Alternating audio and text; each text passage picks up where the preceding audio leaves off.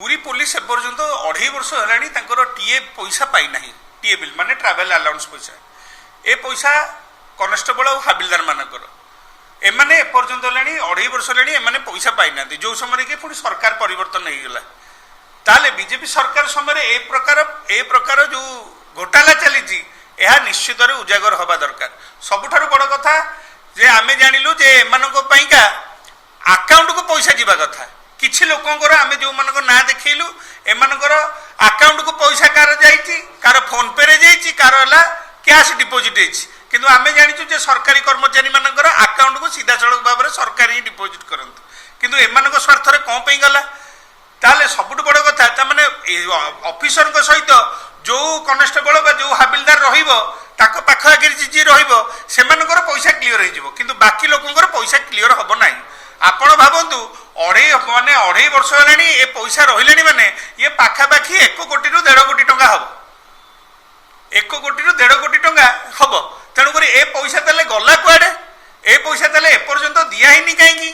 आउ ए विषय विभाग अधिकारी मैंने जाणिकी चुप कहीं अच्छा जदि आपण मैंने कर्मचारी को पैसा देवेनी से कम ढिला करेंगे ताने ओडिशा रे आ पूरी जिले में जो आईन श्रृंखला विपर्यस्त जे हेची ताले एथिपई कोन एहा गोटे कारण की जदि आपण जदि मूल्य जदि न देबे कामर ताले तो लोक तो जेमितले ढिला करिवे ताने ए विषय रे संपूर्ण रूप रे सरकार फेल खुद मुख्यमंत्री हमर गृह मंत्री सी निजे पुणी विभाग दायित्व रे अछंती जदि ताको पाखरे सूचना अछि ना नहीं आमे मध्ये संदेह करे रहछु आ विभागीय अधिकारी माने खाली गाड़ी रे बुली तेल खर्च करी अपराधी मानक दमन करिया कथा कहले हबो नहीं किंतु पुलिस विभाग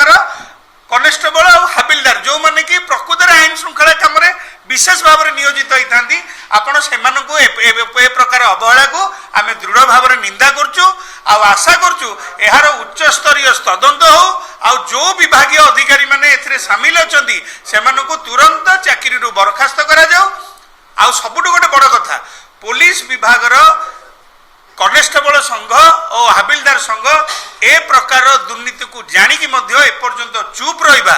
ताहले एइटा भी गोटे बड़ प्रश्न ता माने पुलिस विभाग रे को प्रकार चाप सृष्टि करा जाउछ